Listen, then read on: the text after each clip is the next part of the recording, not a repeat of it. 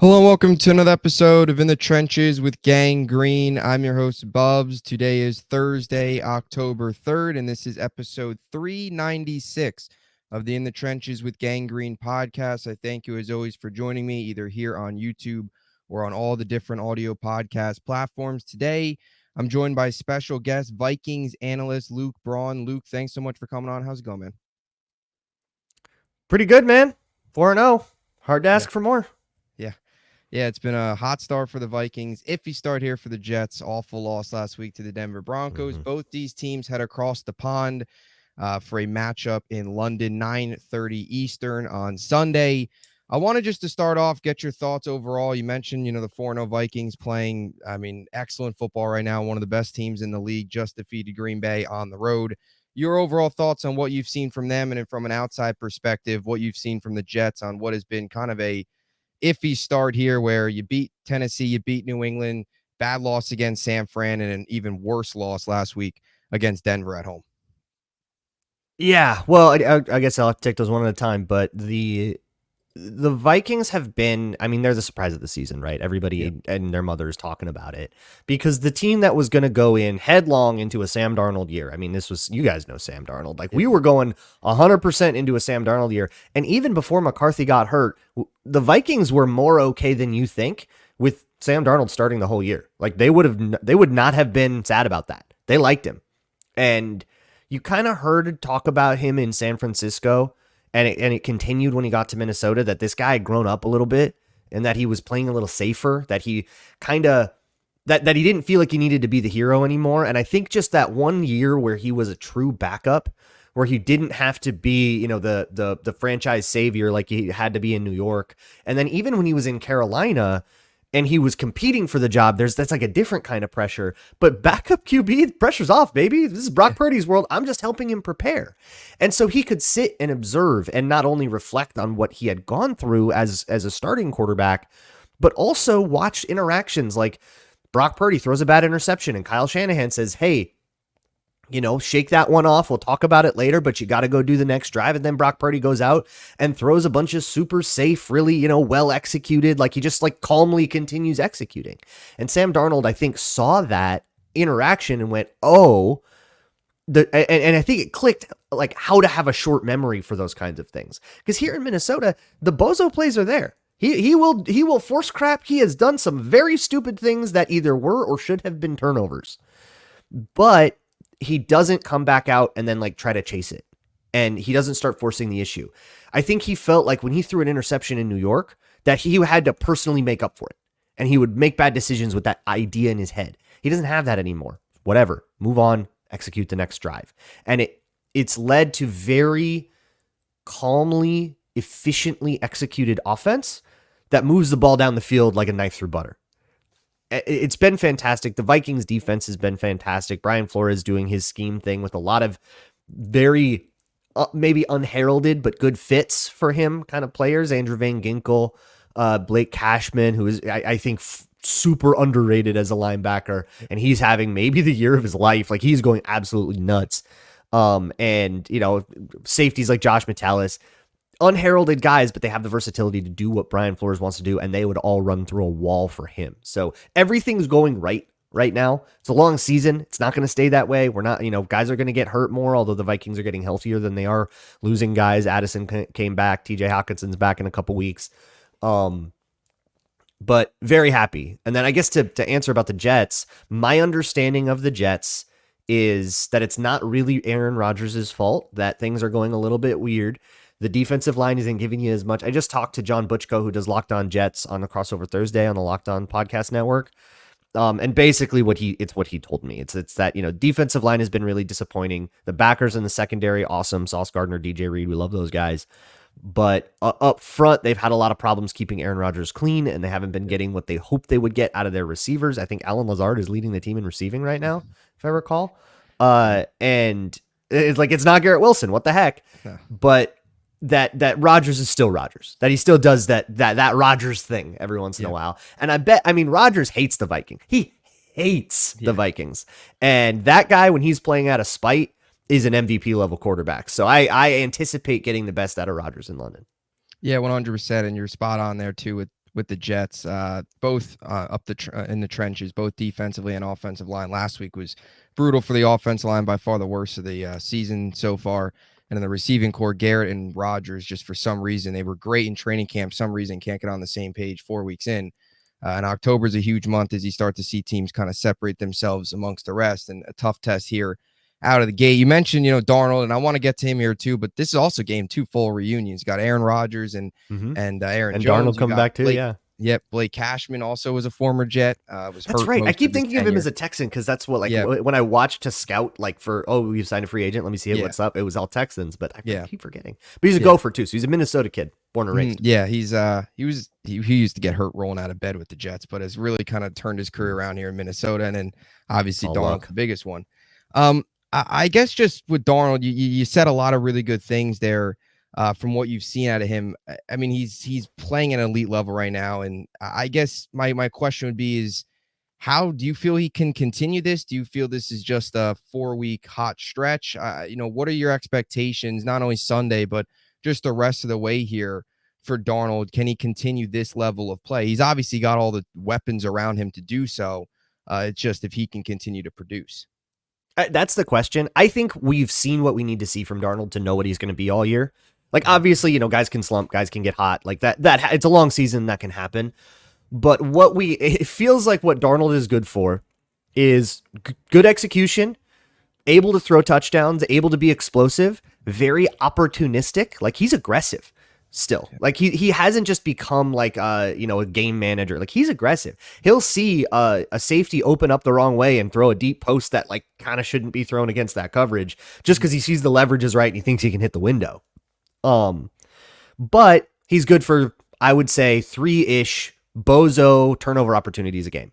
Last week, he threw right at a linebacker. He dropped it. A couple weeks ago, there was a busted play where 2 guys tried to pull at the same time. It was supposed to be a toss. There was a guy in his way. He hooks it over for this disaster fumble circus thing.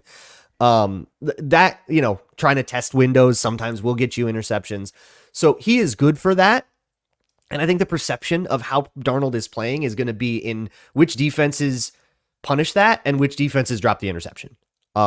Right now, I think it's been about half and half. Sometimes you get away with it, sometimes you don't. But if a team can come in and say, okay, every time Darnold gives us an opportunity, we must have the ball, it could be a 4-turnover game for the Vikings, and then they could lose that game. That can happen to them, and maybe you could argue should have happened to them. Yeah. But at the same time, the Vikings defense has been really opportunistic in getting that ball back. So last week, they won 4-3, the turnover battle. It was a wild game.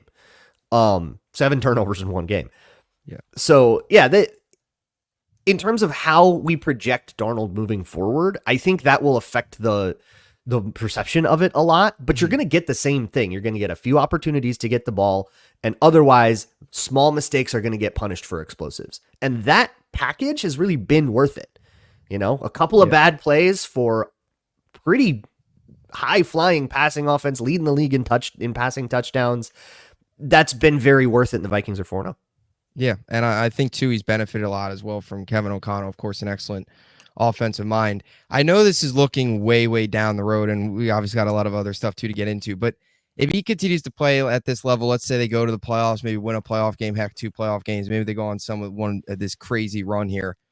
I guess, what does the future project there between Darnold and J.J. McCarthy, obviously going down? Yeah, that's the question, right? Mm-hmm. Yeah. So I get why people are thinking that way, right? Yeah. And if you were in charge of the Vikings, you'd be thinking maybe we change our minds here. I think short of MVP, Super Bowl, holy crap, this guy actually might be the best QB in the league moving forward. And I don't think he's been that good. Because of those turnover he would have to stop doing the bozo stuff, and I just don't think he's got that in him. He's still Sam Darnold. Yeah. But team success wise is not going to change the way that the Vikings view J.J. McCarthy. They love him in that building. Oh my God, they love him in that building. The owners are excited about him. Kwesi Adolfo-Mensah is excited about him. Kevin O'Connell, he's already like a son to Kevin O'Connell. You never try to separate a head coach from the QB he handpicked, okay? That guy is the future. So right now, and Sam Darnold knows it.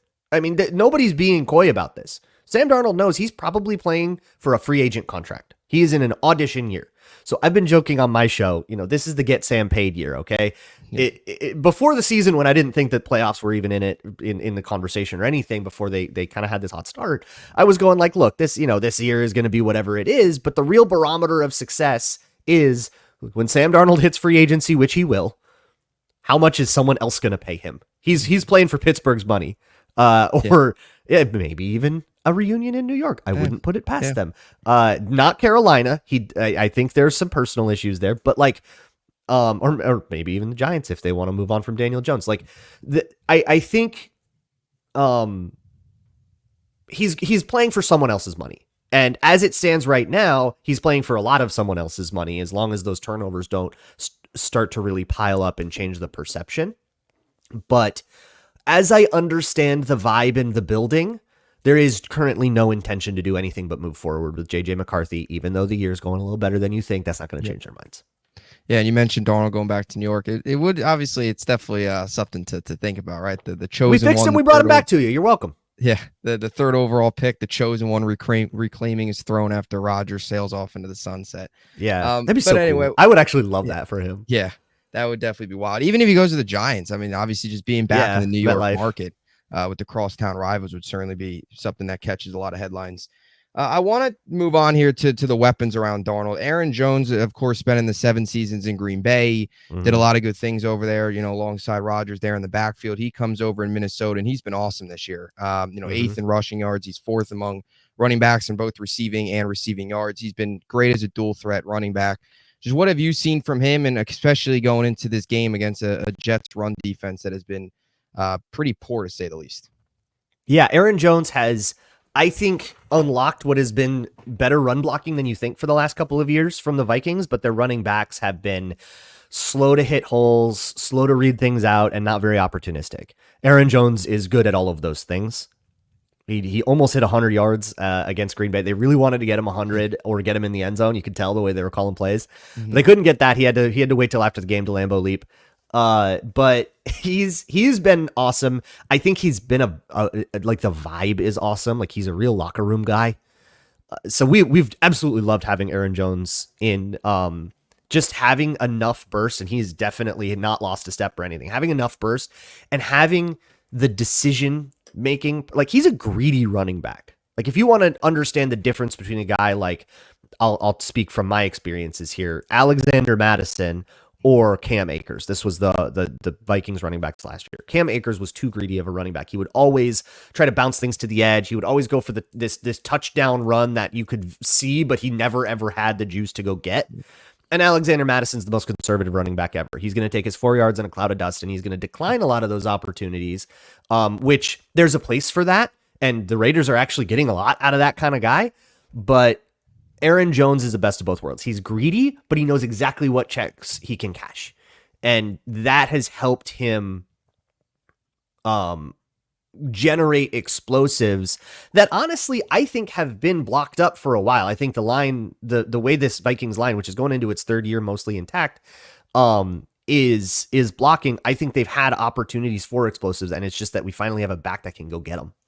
Yeah, he's definitely been a very, very good fit from what I've seen here on the outside. And then, too, just looking at the receivers, I mean, the 1-2 punch of Justin Jefferson and Jordan Addison, it doesn't get much more lethal than that. Every single week, every team goes into the Minnesota game with their identity trying to be slow down Justin Jefferson, find a way to contain him. And even with all the attention, he still finds a way to get open, still finds a way to have these huge games. Addison last week comes back, has the 2 touchdowns with the receiving touchdown, rushing touchdown.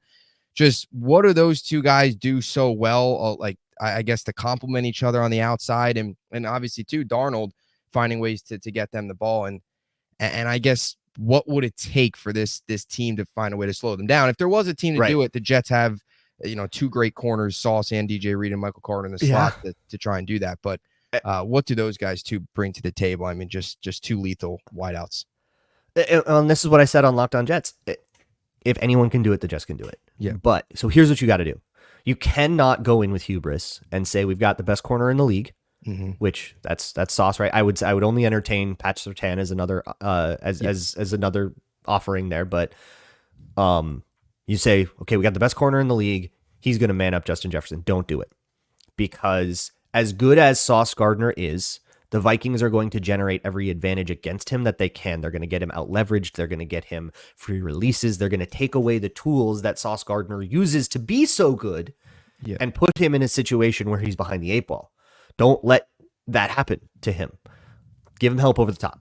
You just must. Just bracket the dude. Just say we are going to bracket it. And then don't use Sauce Gardner on him. Now, I know the Jets play sides. I just looked this up. So correct me if I'm wrong here, but Sauce Gardner is usually on the defensive left. DJ Reagan usually on the defensive right. Yeah. I think that that's fine.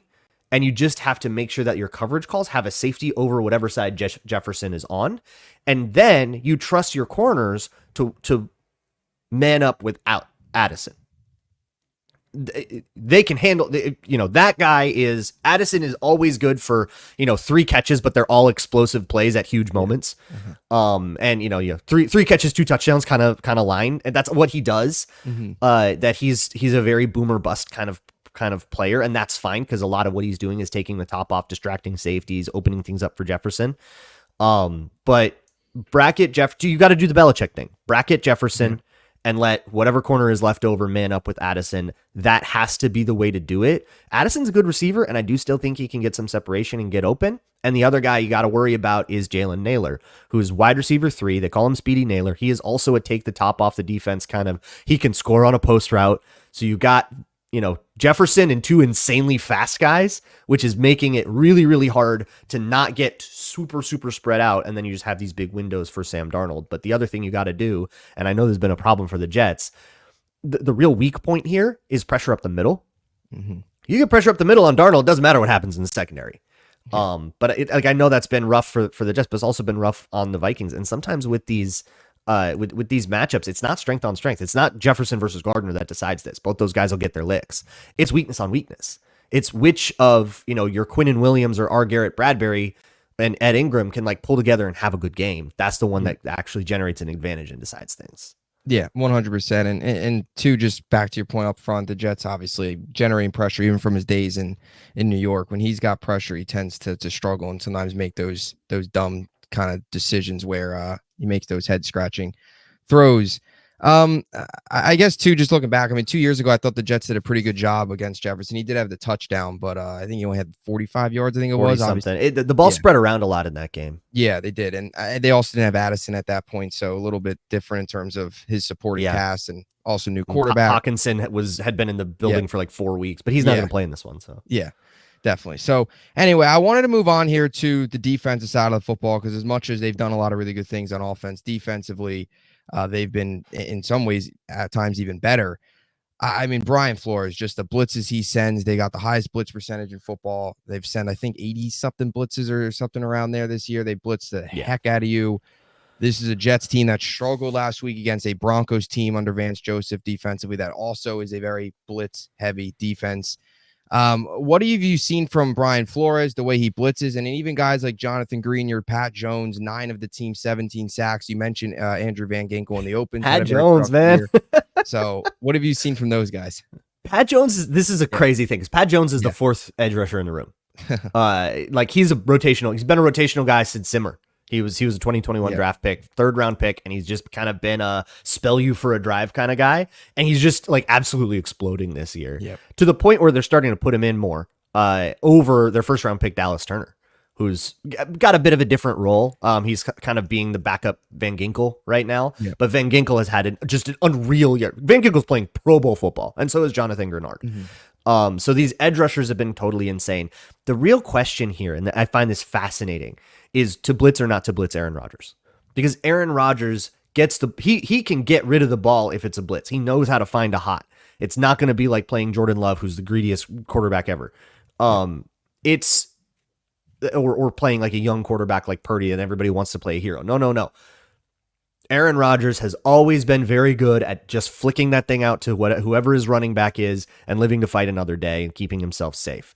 And therefore, for years and years and years, when it was Mike Zimmer versus Aaron Rodgers, they had, I think, 15, 16 matchups. Zimmer wouldn't blitz him. Zimmer would cover all day long. He said, I'm not even going to try because I know you can punish it. So we're going to back off. We're going to cover. We're going to try to win one-on-one. So I wonder if Flores backs it off this time. I wonder if he takes the same strategy as Zimmer did for all of those years and says, I mean, look, we still got guys like Harrison Smith in the building and like assistants and stuff that have been in the building for forever that remember those times with Zimmer that can go, hey, we didn't blitz this guy a lot when he was with the Packers. And it worked. I mean, Rodgers was constantly frustrated by Mike Zimmer and by Harrison Smith. And if you asked him, he'd be like, yeah, man, those guys were really hard all the time to play against because of the way that they would disguise things, and they would still make things tough on him, but they wouldn't do it by sacrificing in the coverage. So I wonder if you get the same blitzes. But the thing about Brian Flores is that his mind is not on this in this dimension. He thinks in different languages than we know here as mere mortals on Earth. Brian Flores is an alien person with completely insane sensibilities that will he'll throw 8 guys, cover 0, 2nd and 10. He'll line up like that, and then he'll back everybody off into Tampa 2. Yeah, he's got half safeties backing off the line of scrimmage. Like what? It's insane stuff. So the disguises are difficult. And what that does is it just gives you a second of pause. If you just pause for a second, then hopefully the blitz can get home. Or guys like Grenard. Well, let me ask you this. Who's your offensive tackle that you like the least? Do you have an offensive tackle that you would call a weak point on the line? I mean, with Moses down, the weakest would probably be Olu because he had a tough week last week. He graded out poorly. He wasn't good in his debut. He's a rookie. The rookie, right? Yeah, he's the rookie. Rookie, and he's not supposed to be starting? Yeah. No, so he's going to get 58 all day. Mm-hmm. That's the way the Vikings have been doing it. Is they put 58 on the tackle that they think is the worst. Will get Jonathan Grenard all day long, and then they're just going to try to set up one-on-ones on him. Yeah. And so if I'm Flores, knowing the systems that Flores has, I'm covering all day long. I'll sim a lot of pressure. I'll send just enough so that you respect it. But mostly I'm trying to get one-on-ones on the backup rookie tackle with Jonathan Grenard and then see if he can't make this play. Yeah. And even Tyron Smith up to this point for the Jets has been a little bit of a, I don't want to say disappointment, but hasn't played up to his level of play that he's had his entire career. Well, he's not making a ton of money, is he? No, it's a lot of incentives with the injuries that he's dealt with. They retirement tour contract. Yeah. That's fine. Yeah, but he's had 3 sacks. He's already let up 3 sacks this season, and I think he had some crazy stat like 3 sacks the last 3 years or whatever combined. So he's actually gone off to a pretty tough start. And even Moses prior to going down was shaky at times, and an Olu stepping in, the rookie. Did not play well at all last week, but first game you got to see kind of how he bounces back, but it won't be, of course, an easy task. You mentioned Harrison Smith. You mentioned the secondary there. He's been around forever and still playing at a high level. I guess just what makes him so good, the longevity there, and even some of the other pieces. Shaquille Griffin, Stephon Gilmore, and Byron Murphy, some other guys in that secondary. Yeah, well, and the name I haven't mentioned that I really should is Cam Bynum. He's in a contract year. He is playing himself into some money right now. I think the Vikings should have extended him this offseason. They extended Harrison Phillips instead. And I think that Bynum is playing well enough to maybe make it price himself out of Minnesota, which would be a bummer. I love Cam Bynum so much. For Harrison Smith, it's so hard to figure out what coverage the Vikings are in because Harrison Smith doesn't really respect the landmarks you're supposed to respect. You want to know how to be good when you're old is cheat. Get yourself a head start. If you don't have that burst, if you don't have that drive that you used to have, understand exactly where you need to be. I'll give you an example. So he was in a Tampa 2 look against the Packers. The Packers are running dagger. So when you run dagger against Tampa 2, that's a clear and then a dig behind it, or a basic as these systems call it. When you're the Tampa 2 guy, your job is the dig. Unless there's more vertical routes than you got to adjust, but your job is the dig. Harrison Smith backpedaled off he lined up deep because it was a disguised coverage where Harrison Smith was supposed to look like a free safety, a high safety. And then he was going to come down and it was going to invert and basically rotate into Tampa 2. That's what the Vikings were trying to do to confuse Jordan Love. He actually backpedaled instead of driving the way he was supposed to, and it made it look like cover 3. You see 1, 2, 3, like every quarterback's going to look at that and see cover 3. Mm-hmm. But that's because he knew that he was going to be able to drive on that dagger. He knew exactly how far he could drive if that dig came. And then he did drive on that dig. And it was, and he was able to cover it and totally confused Jordan Love, and he ended up throwing a contested one-on-one ball that got knocked down. That's the kind of thing he does. And only Harrison Smith is allowed to get away with that. If you saw a rookie do that, if you saw anybody in a college offense or high school or defense do that, they would be getting chewed out. What are you doing, dude? Like, to stop being a hero. But Harrison Smith, yeah, you can do whatever you want, buddy. Yeah. Yeah, definitely. He's obviously had a very good career and has been around for a very long time and continues to play at a extremely high level for this Vikings defense. I guess to kind of, as we start to wrap things up here, what are some under the radar guys that you would look for on this Minnesota offense and defense that could make an impact on Sunday, and in even just some matchups that you like in this one on both sides of the ball? So I like whoever is up for the Vikings. I like whoever is up against. It's Michael Carter's the third corner, right? Yep. Whoever they get there, I think they're going to be trying to target him. They're going to try to get Jefferson on him. They're going to try to, get whoever they want to hit on that play, the first read, to be on Michael Carter. They're going to use a lot of motion to get there. So I think the kind of chess match of Kevin O'Connell and Robert Saleh, there's a matchup as well. Maybe the one that I'll be watching the most for the Jets, the one that is maybe the Jets' best opportunity, is if the Jets can't get pressure with anybody but Will McDonald, which has kind of been the case. Correct me if I'm wrong there, right? Will McDonald's been the guy. Mm-hmm. And the Jets are probably going to try to set Will McDonald up with as many one-on-one opportunities as possible. The Vikings tackles, Christian Darrisaw and Brian O'Neill. Brian O'Neill's been a very good tackle. He's probably the guy you want to attack because Christian Darrisaw is playing all pro football right now. Genuinely might be one of the best tackles in the league. Yeah. He is on top of guys all the time. He went toe-to-toe with Nick Bosa. He beat Nick Bosa hard last year, and Bosa got a couple reps on him. I think had to get back. Rashawn Gary, useless against Darrisaw. Danielle Hunter and Will Anderson absolutely stonewalled him. He has hit a murderer's row of edge rushers, and he's killed him. So I think we'll see Will McDonald versus Brian O'Neill a lot. I think if I'm the Jets, that's my best chance to get pressure. And O'Neill's a good tackle, so that's going to be a tough matchup for him. But if the Jets want to get to the quarterback, they're either going to have a player they don't usually expect a lot of, give them a lot, or they're going to have Will McDonald beat Brian O'Neill. Yeah, and that's been one of the weird storylines so far with this Jets team this season is some of the bigger name guys that you'd expect to play really well haven't. Whether it's Breece Hall has been off to a little bit of a rough start. Garrett Wilson obviously hasn't connected with Rodgers. You expect Quinnen to be this absolute force, who he's still done a lot of good things, but the sack numbers, some of the numbers there haven't really popped up. As for Will McDonald, it's crazy to hear that you guys don't have a good run defense this year, because that's what I think of. I mean, you got one of the best noses in the league, right? And Quinnen, that's what I've always thought of him as. Yeah. Well, I think one of the things, hopefully, that improves the run defense, Lecky Fotu, they picked up from Arizona in the offseason, was on IR the first 4 weeks with a hamstring. This week, they opened up his practice window. He's kind of supposed to be the replacement for Al Woods, who they had last year, came over from Seattle, was that big body interior guy, could just clog up run lanes. Not 100% sure if he'll play yet. We'll see how the rest of the week of practice goes health-wise with him, but he's a name that could potentially help this run defense. But yeah, it's been pretty poor to say the least, and Sunday won't be any easier either against Aaron Jones. So I guess here to close things out, what's your prediction for this one, and any closing thoughts there? I don't really love making score predictions. I'll give you, so here's what Vegas has, right? Has the Vikings favored by 2.5 points, over under 41.5 or 40.5.